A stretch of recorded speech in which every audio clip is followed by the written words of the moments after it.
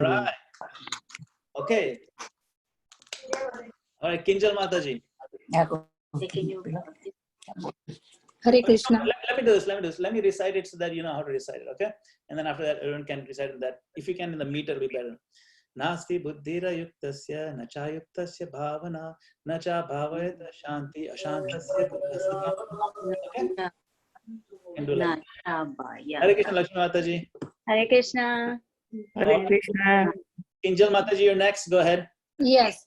Nasti buddhiya yutaksya nacha yuksya bhavana nacha bhavaita santir asantasya kuta sukham. Haribo. Haribol. Jai Mataji is next.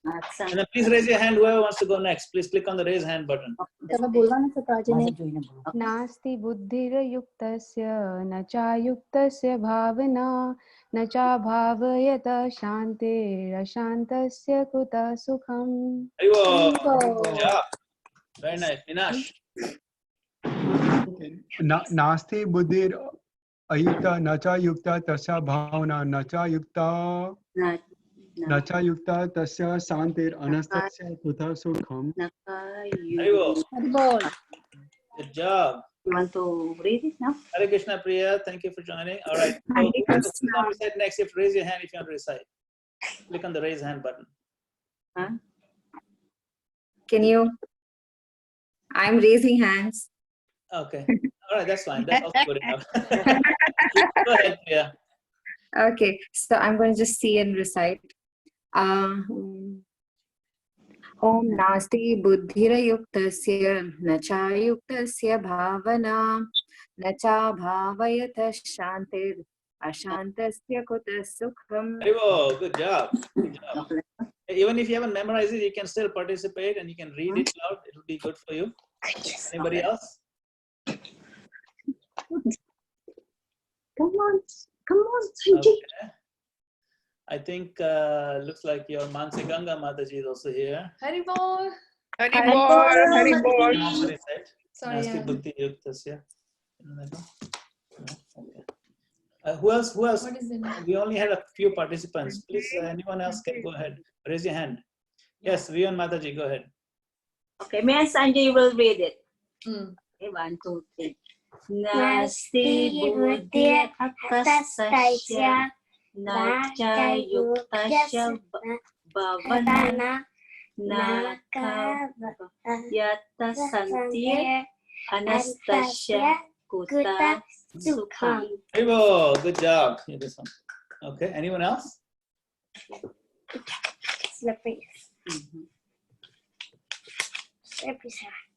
Okay, I think, are we good? Are we done? All right, good. So we'll move on. This is an important verse to memorize. I'm glad you memorized it and read it. So I'm going to start with the graphs now. Let me share my screen. Here it is. Where to start? Here. Let's read the translation. 1, 2, 3, 10. Kinjal Mataji, are you in San Francisco? Huh? Are you in San Francisco? Oh, really? Wow. With the sunshine. Yeah, and I can see the bridge. Really? Oh, nice. Hey.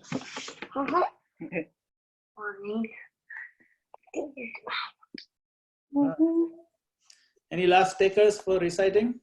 No? Okay. No, okay. I'm going to mute everyone.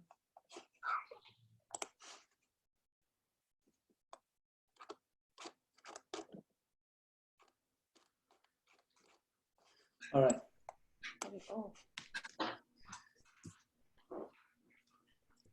Om Namo Bhagavate Vasudevaya.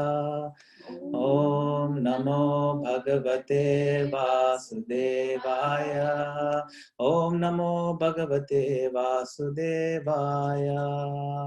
Om Namo Bhagavate Vasudevaya. So, we will go to slide 62. Okay, so we had covered quite a bit of material. We are now approaching toward the end of our second chapter. And Arjuna was asking, Krishna said that, don't get distracted by the flowery words of the Vedas, all the materialistic goals that are given in the Vedas. Don't get distracted by those, okay? Because those are dealing with the three modes of material nature. So Arjuna asks that, okay, fine, but then there's a goal. I mean, the Vedic literature does have some goal, right? That gradually it reforms people.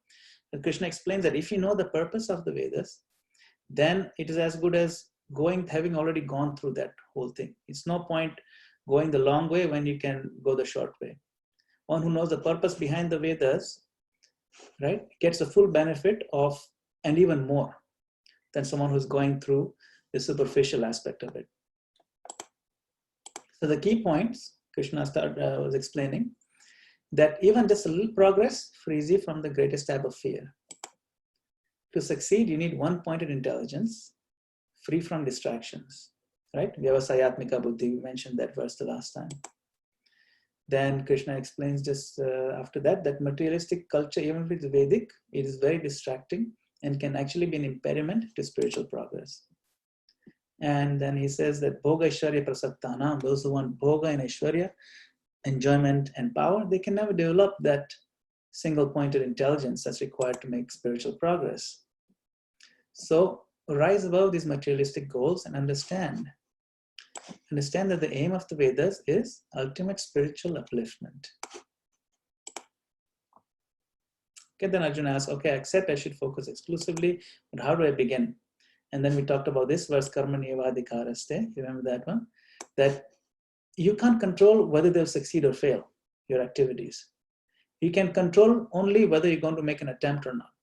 You can choose that. You can control how much effort, but you cannot determine the result. So focus on fulfilling your responsibilities. And don't be attached to getting a pleasant result or running away from an unpleasant one.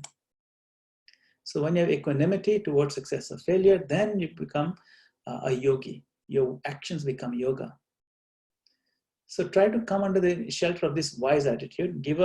Don't give up your duties when they're unpleasant. And don't be irresponsible, selfish fool chasing pleasure. Right?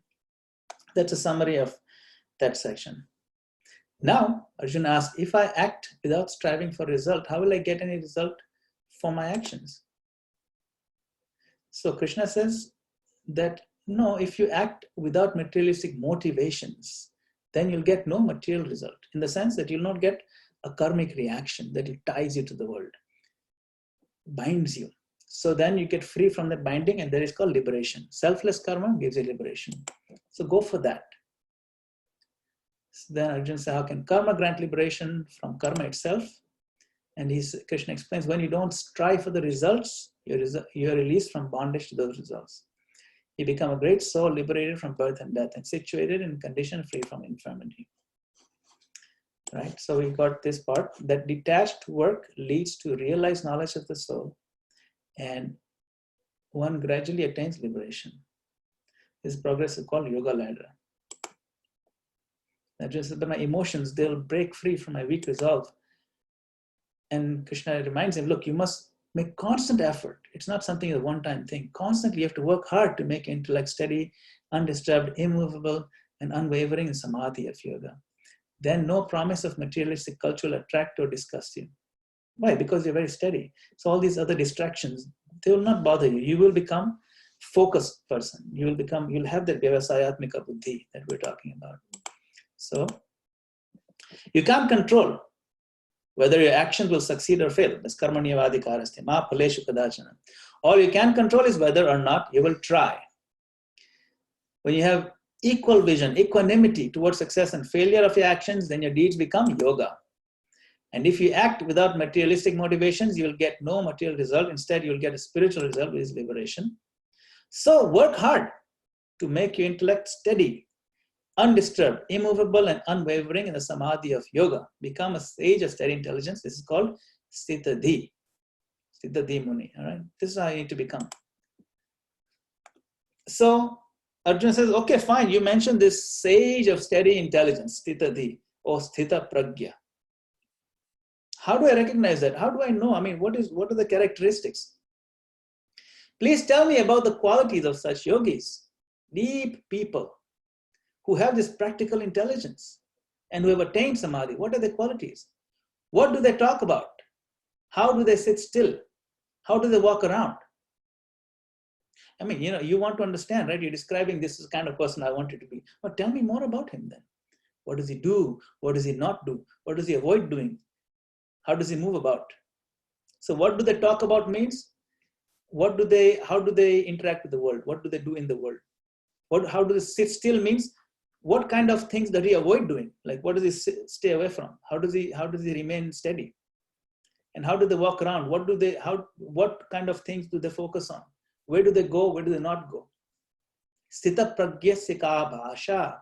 Bhasha means language. What kind of language they speak? Samadhistasya keshava. Sthitadhi kim prabhaseta. Kim asita vrajeta kim. Kim asita means how do they sit? Like, asita means who takes asana. Vrajeta kim. Vrajeta means how do they walk? So these are his questions. And Krishna is going to answer them one by one. If you practice, or if you attain this practical intelligence, this samadhi, then what is your main quality? It will be total disinterest in the fleeting desires that roam your mind. That means it's not that your mind will become desireless. The desires will pop up like bubbles come from the bottom of the ocean. They just keep coming. They'll keep coming. But you will have no interest in running after them. You'll have no interest in fulfilling them. They roam the mind and they'll just kind of wither and pop like another bubble. But if you try to grab it, then it'll grab you back. So you'll develop a disinterest in these fleeting desires that roam the mind. That is one of the key qualities of a sthita pragya. So why is that? Why would he not get affected by it or interested in this? Why? Because all your deepest desires will already be satisfied from within your own soul. So I've underlined this here because this is the key. This is a key point. You see, the soul is always hankering for pleasure, for satisfaction. Always. That is the most natural thing for the soul. That is the nature itself of the soul. That is the spiritual nature of the soul. To always be seeking the spiritual satisfaction. But when the soul is confused into thinking I am this body, then what happens? Then what happens is that, slide, 1 second.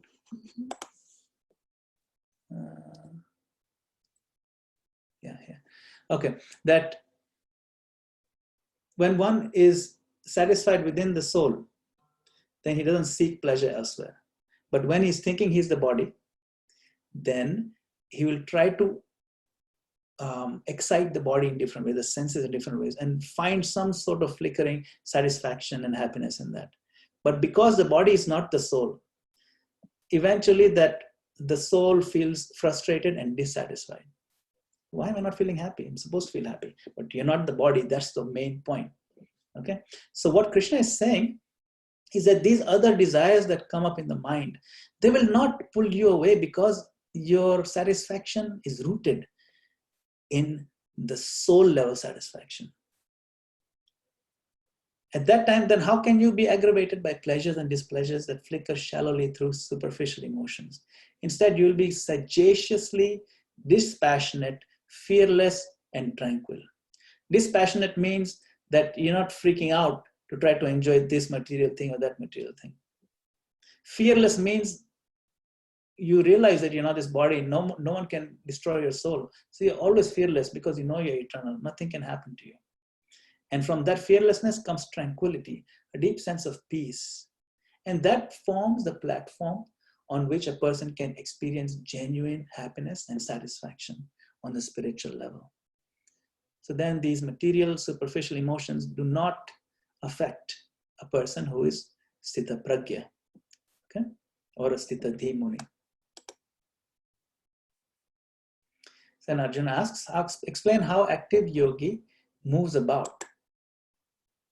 Then Krishna says, if you attain practical intelligence, the Sthita Pragya level, your movements, you see, Arjuna's question is, what does he do in the world? Where does he go towards? And where does he move away from? So Krishna says, your movements will neither be toward nor away from any external object.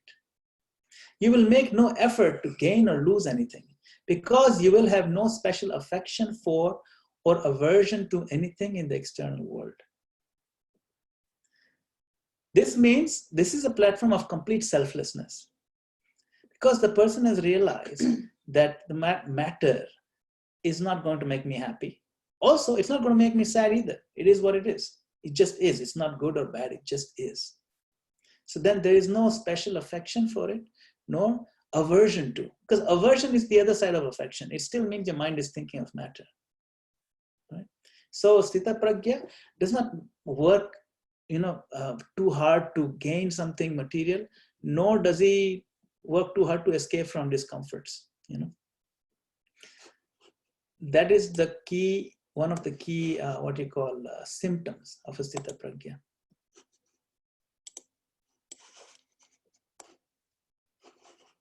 Okay. How does the active yogi talk? So this is like, what are the kind of things that they say? Krishna says, become deeply fixed in practical intelligence, and you will never particularly praise or criticize any success or failure. See, talking is actually, it may seem like a very inconsequential thing, but talking has a very deep impact in our consciousness. When we say something, when we say praise somebody or criticize somebody, or we praise a particular success or we criticize a particular failure, the energy we spend in talking, it's not just that little bit of energy that goes about in making those words. The act of talking creates a deep impression in our own consciousness, and also creates an impression in the consciousness of those who are hearing what we are saying. Because what we speak immediately makes it clear that this is priority, this is important. The fact that I'm talking about it means it's important, and the fact that I'm talking about it means it has implications in real world. So what we say, what we don't say, what we praise, what we criticize, these have a riveting effect. It rivets our consciousness into what we are talking about. Therefore, a person who is Sthita Pragya, you can see this picture over here. This person doesn't particularly care for criticizing somebody or praising something. It's just detached, peaceful, like this water on which this lotus is sitting, deeply fixed in practical intelligence. So to answer Arjuna's question, how does he talk? Well, he talks by just speaking what is needed and doesn't waste his breath on particularly praising or criticizing, because he's not attached or averse to anything. Then asking the last question, Krishna, that how does he sit still? In other words, when and how does he choose to not act? See, sit still, right? So in what scenario does he not do something? What does he avoid doing? So Krishna says that when you are on this platform, when you realize that practical intelligence, you will sit absolutely still, withdrawn absolutely from selfish action. Not absolutely from all action, only selfish action. You will not do anything selfish. You will not do something that doesn't have a higher goal. Your senses will pull away from the exploitation of sense objects like a turtle withdrawing into its shell. Kurmo anganiva sarvasha. Kurma means this turtle. And you can see how the turtle is inside, right? So why does a turtle pull its legs and head into its shell whenever there's some danger around? Doesn't mean that it stays like this the whole time. No, when it sees the danger is gone, then it comes out and interacts with the world. It does what it needs to do to survive. But when there's danger, it withdraws.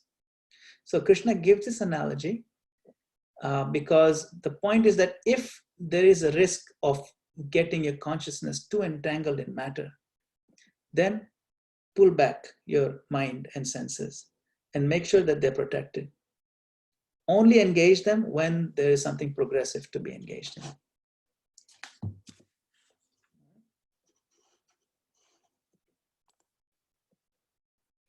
So then Arjuna, he's kind of, okay, he's thinking about this turtle over here, and he says, how is it possible to detach the senses from their desired objects? How is that possible?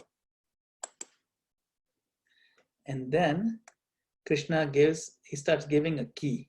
This is really one of the most key points that he's building towards. And this is pivotal to the Bhagavad Gita. Krishna says it is impossible if you try to do it by force. You cannot just repress your senses. It is impossible if you try to do it by force, struggling to repress enjoyment while still hungry for it. He's saying you cannot do it artificially.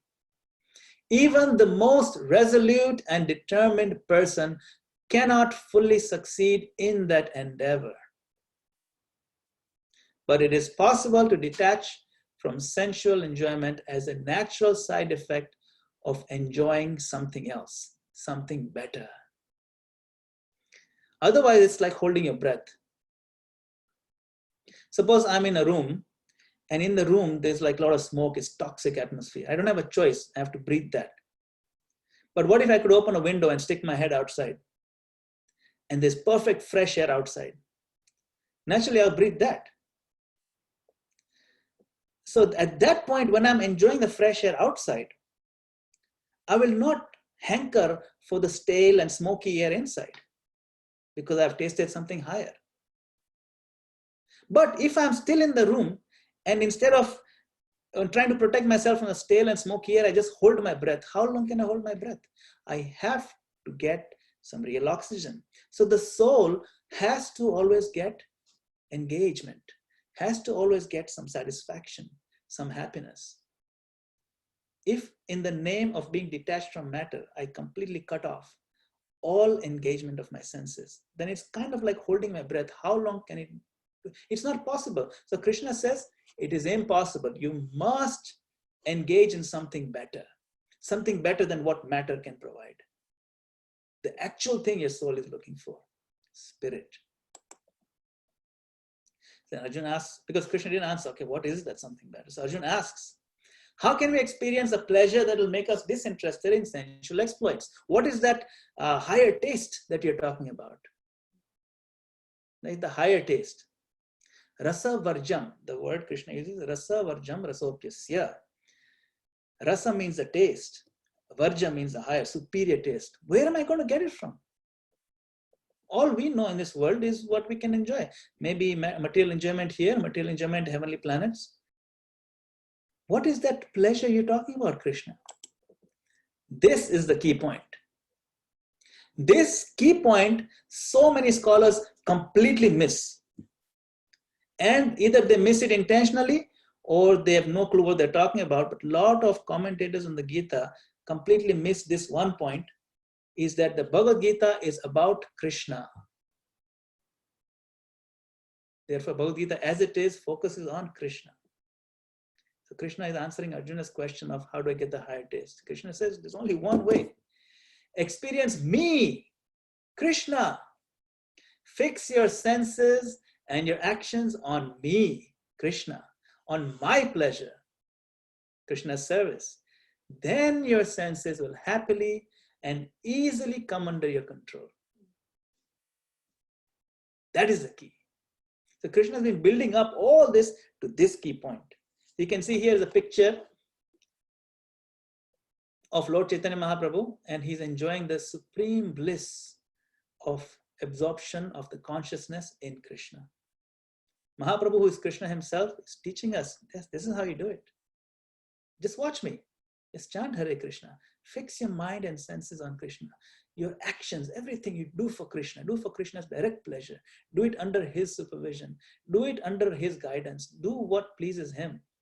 And you will enjoy a taste that is so superior that the other things will be completely bland by comparison. Okay, so to summarize the qualities of Siddha Pragya, Padasana Samadhi. If you attain practical intelligence, your main quality will be total disinterest in the desires that roam your mind. Your deepest desire will be already satisfied from within your own soul. Why? Because you're engaged in Krishna consciousness. Your movements will neither be toward nor away from any external object. You will make no effort to gain or lose because you'll be free of attraction and aversion to matter. You'll never particularly praise or criticize any success or failure. Right? How does he talk?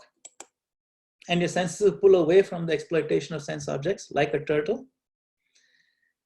So that is how does he sit. And it is possible to detach from sense enjoyment because you have the higher taste. And 7, how do you do that? You experience me, experience Krishna. Fix your senses and your action on Krishna's pleasure. And then the senses will be happily and easily come under your control. All right. So let's see. Can unmute everyone. Anyone have any questions or comments? Everyone's unmuted.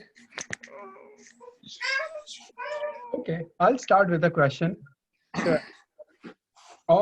I mean, one thing is when they are in the midst of this war or about to start, which is just a discussion that they're having, why would thoughts arise like, what are my desires during the war? What are the selfish actions that he's going to perform? I mean, it's a war that they're fighting, and it is bound to be selfish, right? Because you're fighting to win, right? Okay. So how would those selfish actions even come into discussion during the whole Gita course? Yeah. So remember, Arjuna is wondering whether he should fight or not, right? That is the big question. And Krishna is saying, this is how you should act. You cannot, Arjuna is saying, how can I actually be truly detached? This really bothers me. Krishna says, no, you do it selflessly. So Arjuna is asking then, how is it possible to be selfless? I'm fighting. The goal of the fighting is to win the battle, and either I'll go to heaven or I'll win the kingdom. Those are both materially motivated goals, right? So, Yeah, and both those goals have desire in it, right? Yeah, exactly. So then Krishna is saying, no. That is why he's saying, don't. If your consciousness is filled with those two goals, that is a lower form of consciousness, and it is not a proper motivation to be doing this. Proper motivation is do your duty. Do your duty selflessly. You're doing it to protect and uphold religion, uphold dharma, uphold dharmic activity. And you must fully be situated in this single-pointed intelligence. The only way you can do it is become Sthita Pragya. And then Arjuna asks, okay, what is the quality of Sthita Pragya? Then Sthita Pragya means one who's never distracted by any of these materialistic goals. Oh, really? Well, we're fighting for the materialistic goals. No. You're not fighting for the materialistic goals. First, remember that. Remember, you're doing this selflessly. So your taste, your goals, your enjoyment is of zero consequence and zero priority in this whole picture. So now, how is that possible? You do it selflessly and you fix your mind on me. The only way you can actually maintain these qualities of a Sthita Pragya is if your pleasure, your satisfaction is not coming from that particular activity or the particular fruit of that activity. The pleasure itself is coming because your consciousness is fixed in me. Pleasure is flowing from me, from remembrance of me. That's what Krishna is saying. So Arjuna may fight, someone else may be fighting, someone else's consciousness may not be like that. His consciousness may be for a selfish thing. They're both doing the same thing, but Arjuna's consciousness will be superior if he fixes his mind on Krishna. So that is the key point here. All right? Is that good?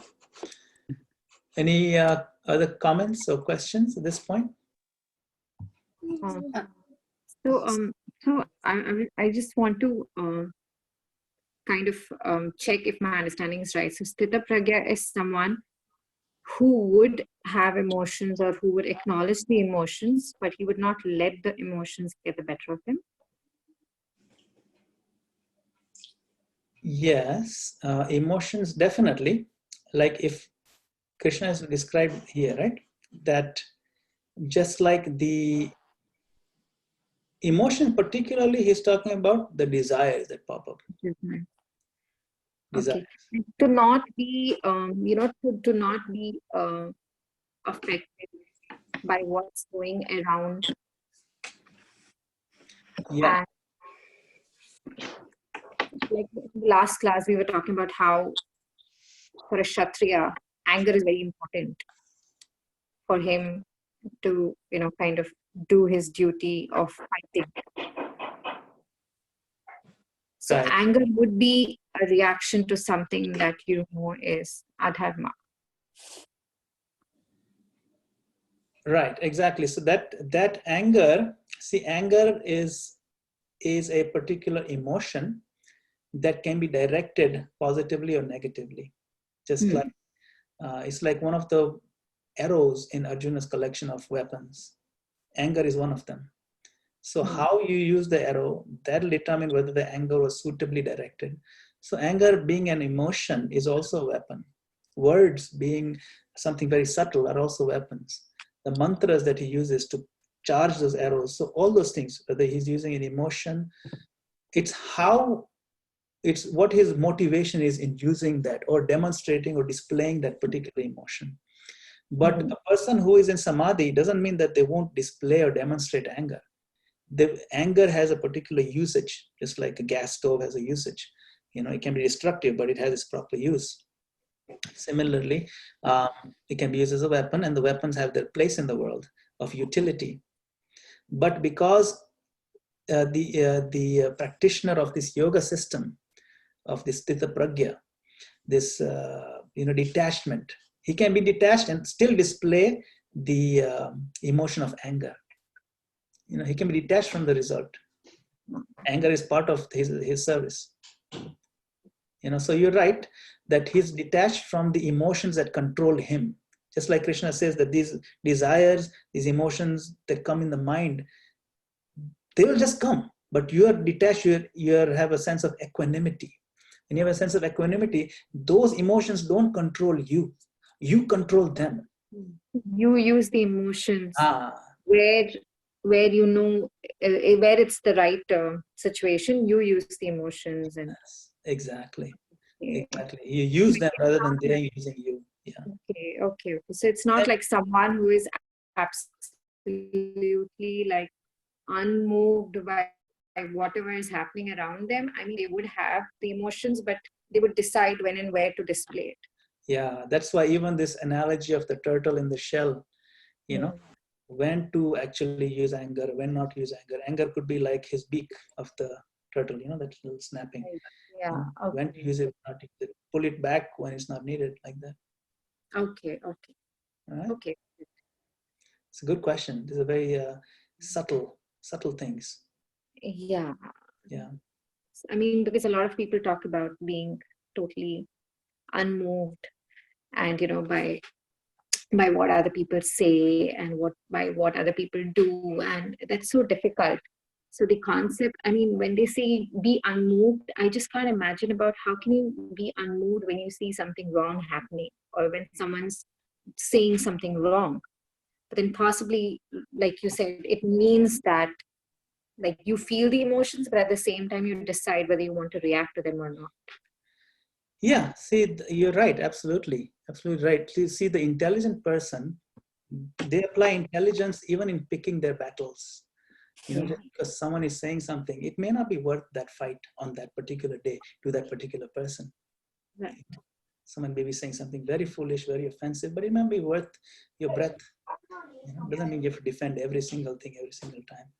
You have to think deeply what the consequences will be, whether it will be beneficial to you, to that person, and to the world to actually engage in some sort of conflict or engage in some sort of dialogue.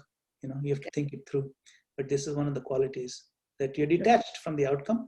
You're even detached from the emotional influence. Someone says something bad to me, it's supposed to make me angry. I don't get angry if I'm a Sthita Pragya.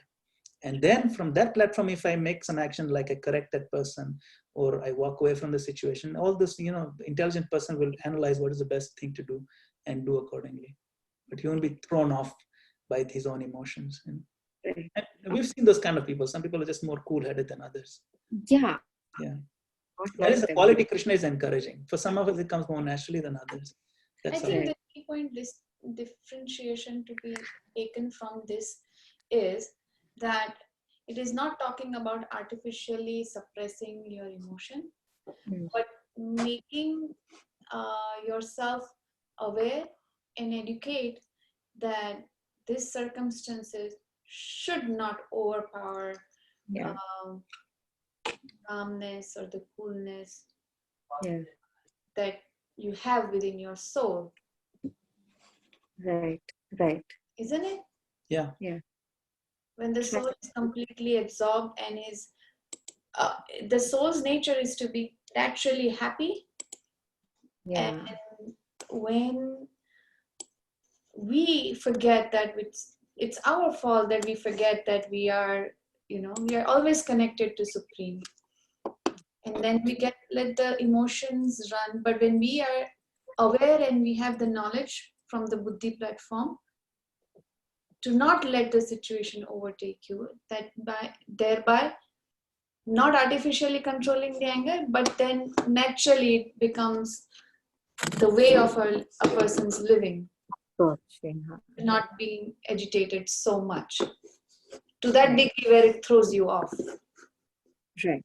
Right, and exactly, that's exactly right. And Krishna's point is that, okay, that solidity, that foundation that keeps you so solid should be consisting of true knowledge and a spiritual basis, not simply stoicness. You know what is stoic? Stoic means someone just very stone cold serious. It's just part of the nature. Right. Nothing shakes them. That is not what Krishna is talking about. You see, what is that then? that is just one of the personalities. It's like absence.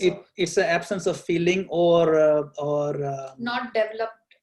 Certain aspects. Not emotionally developed or something. Insensitive. Yeah, insensitivity. Yeah. Degree of insensitivity changes, right? I think Padma Mataji has a question. Yeah. Interesting. Yeah, Padma Mataji, go ahead. I'm just going to piggyback on the previous question by Priya Mataji. I just wanted to ask, so does this only include, the negative emotional, part of it, or even the positive ones, like, say affection, caring, or love? Are those also to be, like, limited? Very good question. Affection, caring, love. What about happiness? What about euphoria? What about excitement? I mean, those are positive things. Affection is definitely a positive thing. So so Krishna explains that sukhe dukhe, no, what is this? Another one? Limited in Dukheshu anudvignamana, sukheshu vigata spriha, vitaraga bhaya krodha, sthitadir muniruchyate. So we'll come to that verse. Dukheshu anudvigna mana. When something dukh, some misery happens, some pain happens, anudvigna mana, undisturbed, the mind remains undisturbed. Then sukheshu vigata spriha. Spriha means euphoria, excitement, losing your mind with happiness. He says when something pleasant happens materially, the Sthita Pragya does not lose it in that extreme excitement also.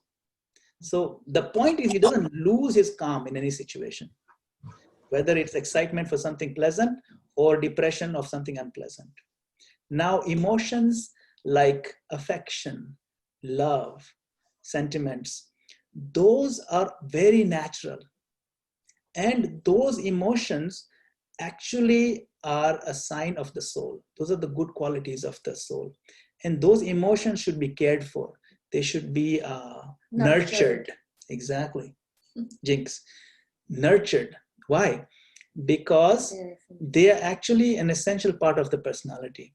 Now, how we apply affection, we can do it selfishly and selflessly, even something positive like affection. If I'm a teacher in school and there are two kids and I'm affectionate to one and I'm mean to the other. Why? Because this first kid got me apple. Every week he gives me one apple. The other kid doesn't bring me apple. So I'll be nice to this kid. The other kid I won't be nice to. So that affection is not very good, right? It's not fair. I should give affection to both kids. So even affection should be given selflessly. That's the point. The point should be, what is your motivation in applying those qualities also? That needs to be examined. So Krishna's point is, examine your motivation. Otherwise, even anger can be very positively applied, like we discussed. You see? Oh, I missed it. No, just we talked, right, about Oh. anger and fighting. Yeah. Last time we talked about Yes, that anger yes, is yes, needed sorry, in sorry. fighting. Yeah. Yeah, so same thing. Anger can be an asset. Yes, yes. We should write an essay. Does that help, Padma Mataji?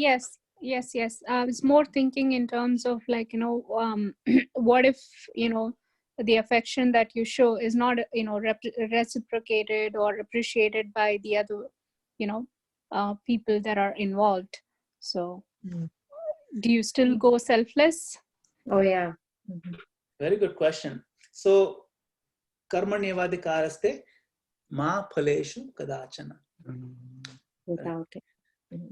You do your duty of being fair, of giving the right kind of affection and being nice to everybody, whatever. You do that duty.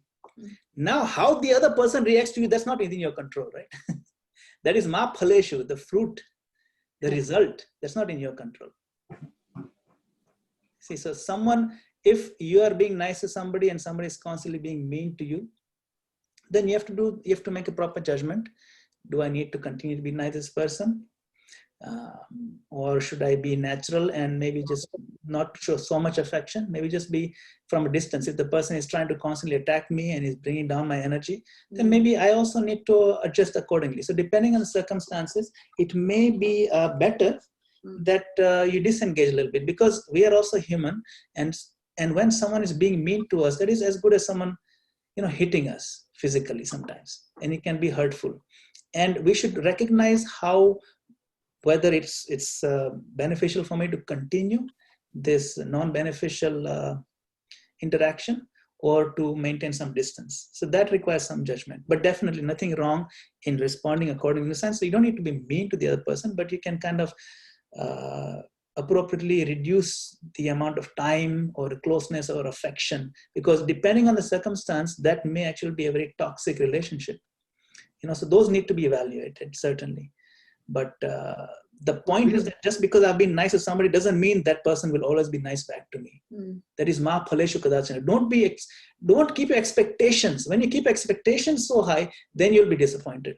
That is what Krishna is saying. Ma phaleshu kadachana. You have no right to the fruit. And don't be attached to that result has to come in this particular form. Otherwise, you'll be again disappointed. You just do your duty. Yeah. I've actually heard from someone very long back, maybe some 10 years ago, that, whatever situation happens, right, even the unpleasant or pleasant ones, it is because of the karma that is happening. So it is better to accept it and, move along with that, not to overthink about it. Is that how it is supposed to be done? Yeah, that's exactly right. Don't overthink it. If it burns you up completely and completely makes a hole in your consciousness, is all you can think about it, then that comes under this, udvigna mana, that you're completely overburdening your mind, right? Dukheshu anudvigna mana, sukheshu vigataspreya. Means don't be so depressed when something miserable happens. And miserable means someone was mean to me. That is a very big misery, actually. It's okay, let it go. It's okay. This is the world. The world is not full of all nice people. It's okay. Big deal. In fact, majority, if I keep expectations low, that majority of people are going to be hurtful, then when one person is nice, you'll feel much better. It's a matter of, Right. like sometimes when it's very, very hot and the AC is not working, you just close your eyes and think, oh, it's winter right now and it's like minus 20 degrees outside. My heat is working very nicely inside. You change your consciousness perspective and all of a sudden you feel nice. Oh, this is a nice heat. It's actually summer. So, it's a matter of consciousness. Okay, we have a couple of other questions coming up. So, Lakshmi Mataji asked, and then Pavitra Mataji has a question. So, Lakshmi Mataji, then Pavitra Mataji, then Vijayashri Mataji. Go ahead, Lakshmi. I think you kind of answered it. I was gonna ask, I guess you just have to process the situation at that moment. Process everything. Let it wash over. Don't react right away. Slowly absorb it. Let it ride over, and then then let it be, you know. And then, like you said, pick your battles, you know, pick your battles and decide and choose. And my other question was like, once you're going through this process, and you and as he said, all the other sensual enjoyments will fall away. Like, if you see that process happening within you as you're progressing, right? And the other people you're around or at work, and, you know, like, oh, let's go out, let's go to a movie. And if you're not interested, like, how do you address that? And how do you, because, you know, you don't want to make it sound like you're higher, or, you know, like, but you don't have the same interests. And like, I don't care for like going to movies anymore, you know, like, you know, how do you address that? Very good question. I know. Very good practical question. I'll defer that to practical devotee here. Centene dinners. Go ahead. So it's not always easy to differentiate or to open up, especially. We'll take two scenarios. One is where we work and there are colleagues, and then we are doing a teamwork project is going on. As a manager, you have to take your team out and do team building exercises.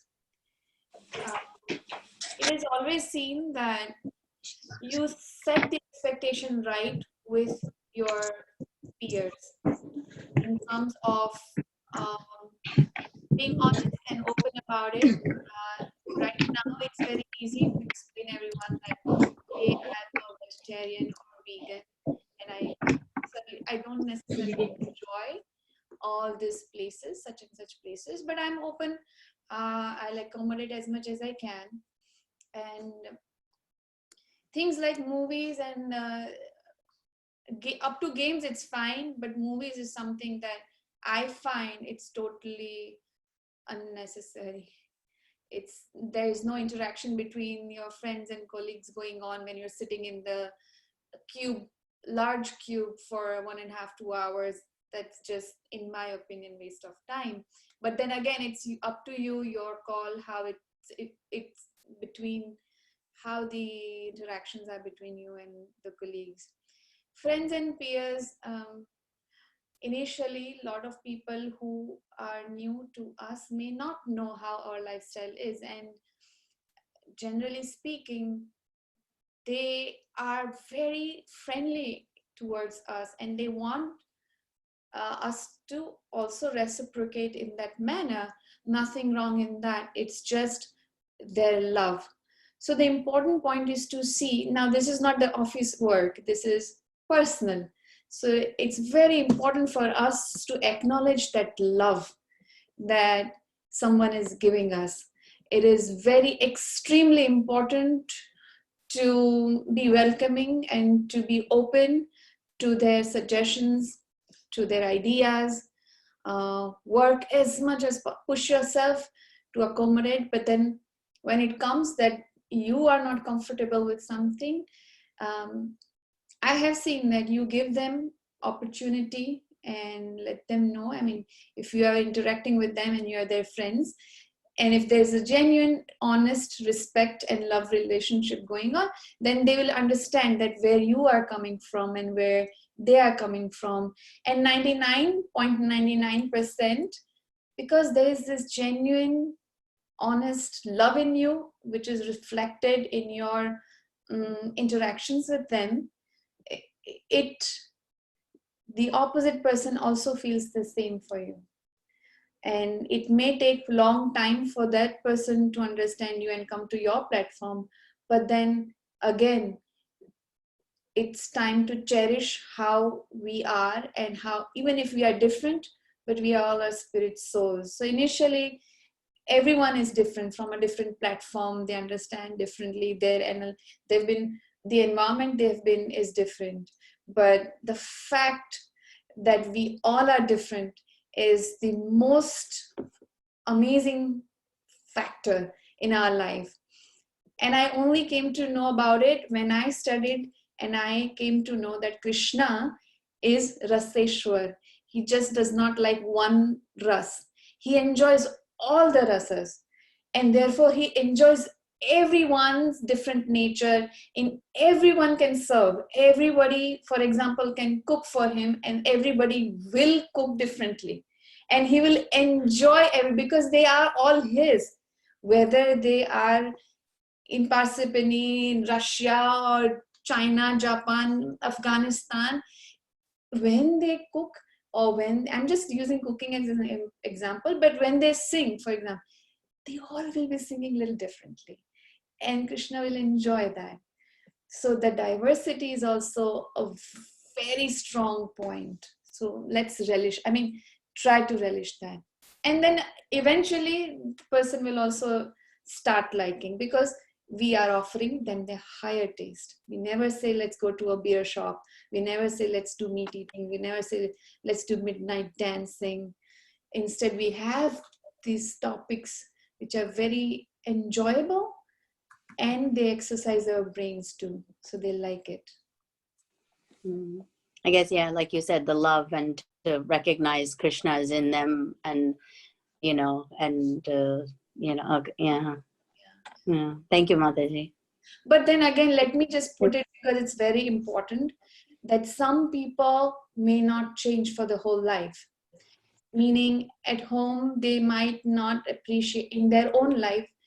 They understand that, okay, you are vegetarian, I'm vegetarian, but they may not change from being a non-vegetarian to vegetarian. But it's up to you how much degree you are involved with them in terms of eating. So just be aware, just be conscious, have a lot of respect in the relationship. Thank you. Okay, Pavitra Mataji had a question, very interesting question. How to overcome the desire of getting better things in life, which make one's life confused and undecided with dissatisfaction? Oh, one's life confused. Yeah, very good question, right? So How to overcome nice. the desire of getting better things in life. So yeah, this is completely in line with what Krishna had just said in that verse, that this rasa varjam rasopyasya, once you have the higher taste, which is the highest taste, then there's no better thing in life.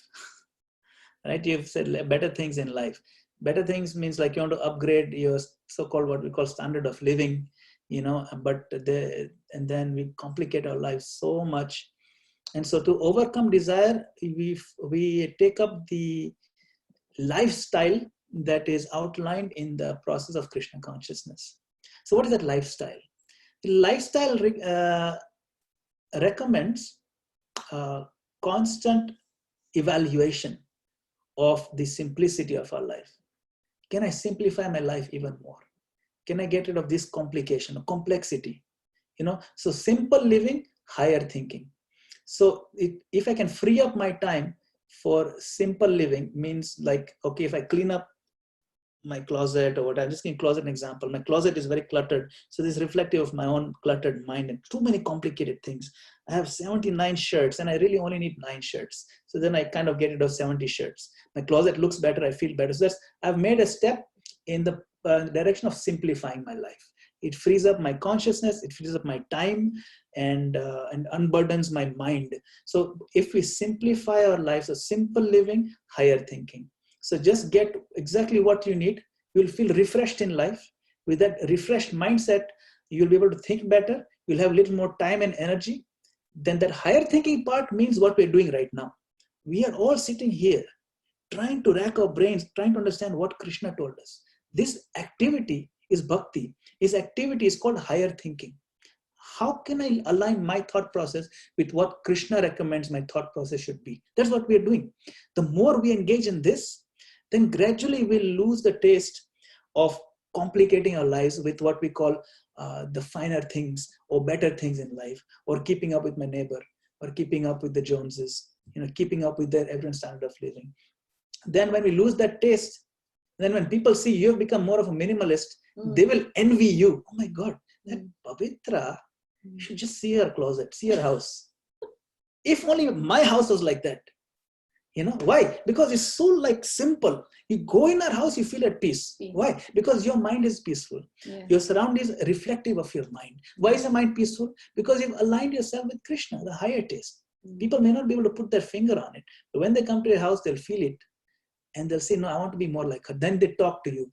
Pavitra, how is it? What is it that you do? You know, we read Bhagavad Gita, we do Hare Krishna. Oh, really? Then like that, the conversation opens. Then they try a little bit simplification of their life. So to answer your question, how to overcome the desire? The desire is, like Krishna said, they'll come up. But you'll be easy to ignore them because you're tasting something much tastier. That's all. So now we need to add those tastier things. And gradually the less tasty things will be removed. You know? That's the process. That's Krishna's process. You know? All right. And then, is that good enough, Pavitra Mataji? Yes, Prabhuji. Thank you. And then Vijayashri Mataji had her hand up. Go ahead, Yes, Vijayashri Mataji. So, Prabhuji, actually, the question is that when you, in the essence of this today's class and little bit from the previous class was that effort is main, and you shouldn't be aiming for the success or getting demotivated by the failure of your effort. Your whole concentration should be on the effort itself. So in today's world, when with so much cutthroat, not for myself, but as a mother or as a parent, if I think that, you know, with the cutthroat competition in which so much importance is given to success and being a part of, and there's, you know, so much importance to being part, you know, taking part in that race towards success. If I have what you taught us today, if I have to teach the same thing to my kids, how can I make it more understanding, or will I modify it because of the different demands, because they are just growing up and they're going to face a different level of competition? They still need to establish themselves in the material sense. Yeah, very good question. It's an excellent question. And you mentioned It has to be. You mentioned that we shouldn't aim for success. I would say we should aim for success. Aim for success. You see, Okay, that is the confusing part. That it's not that when you're detached from the result doesn't mean you're not aiming for success. When Arjuna was told as a little boy, and he was asked, all the 5 Pandavas were aiming at that bird in the tree, you know. And the Drona is asking, okay, Yudhishthira, what do you see? Oh, I see the bird, I see the tree, I see, you don't shoot, like that. So Arjuna knew that aim for success. When you aim very nicely for success, the chances of being successful are very high. But not 100%. Never 100%.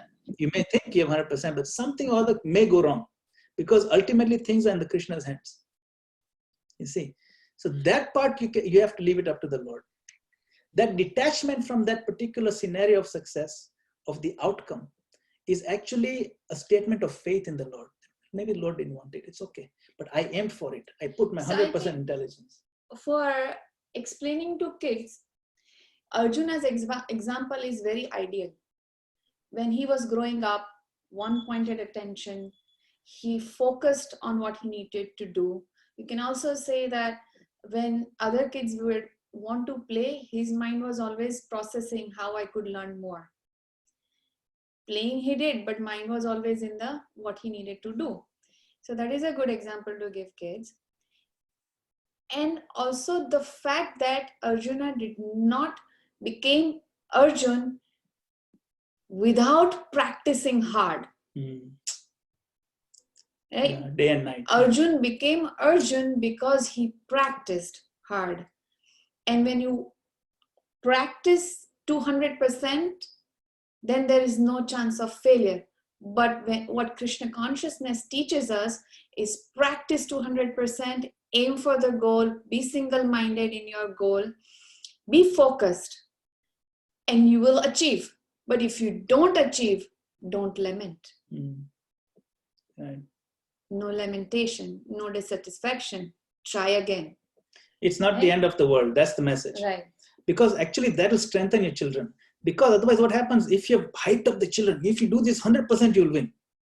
If you give a false expectation to the child and the child somehow fails, even though they did everything you said, then one, they lose faith in you.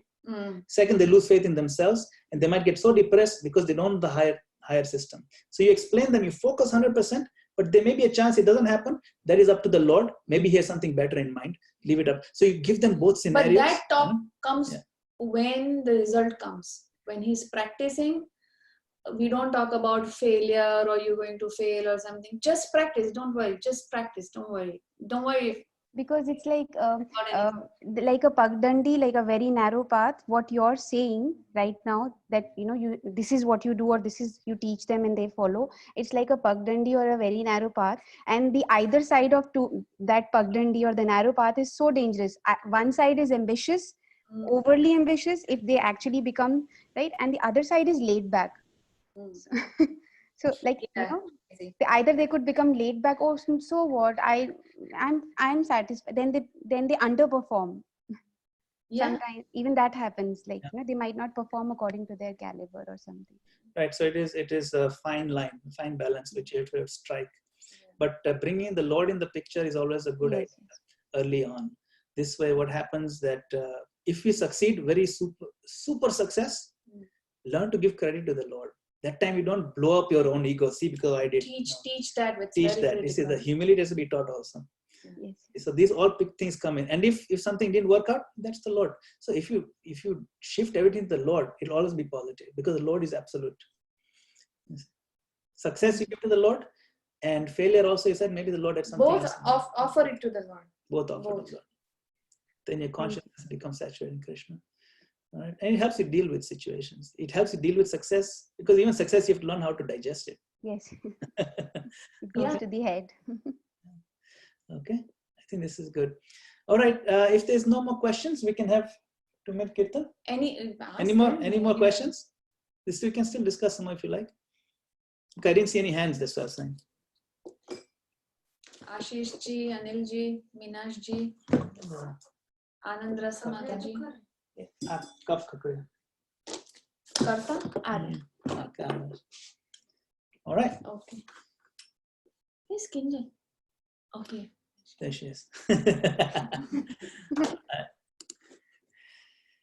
Hare Krishna, Hare Krishna, Krishna Krishna, Hare Hare, Hare Rama, Hare Rama, Rama Rama, Hare Hare, Hare Krishna, Hare Krishna, Krishna Krishna, Hare Hare, Hare Rama, Hare Rama, Rama Rama, Hare Hare, Hare Krishna, Hare Krishna, Krishna Krishna, Hare Hare, Hare Rama, Hare Rama, Rama Rama, Hare Hare, Hare Krishna, Hare Krishna, Krishna Krishna, Hare Hare, Hare Rama, Hare Rama, Rama Rama, Hare Hare, Hare Krishna, Hare Krishna,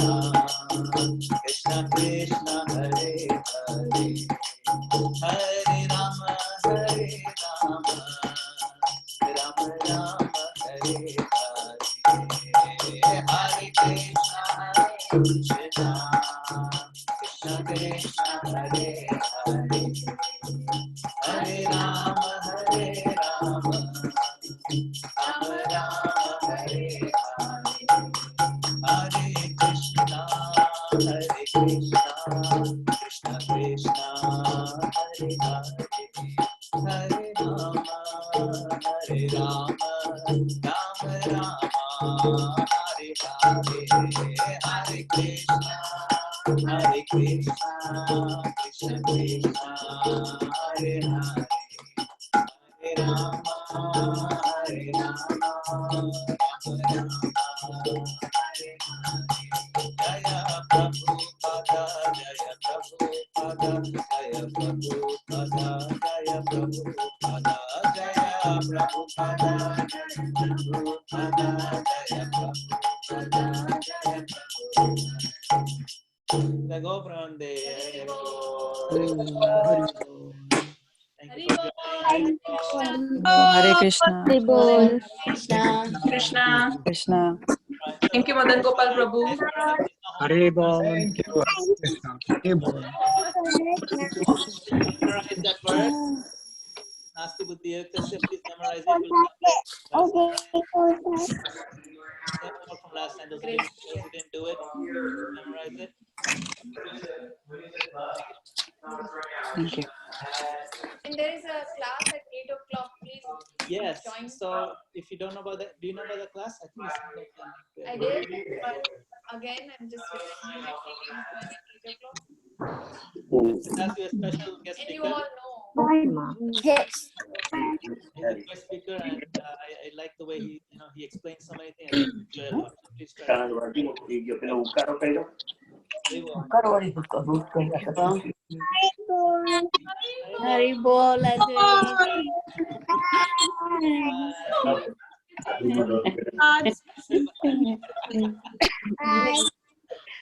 Advait. Bye, Advait.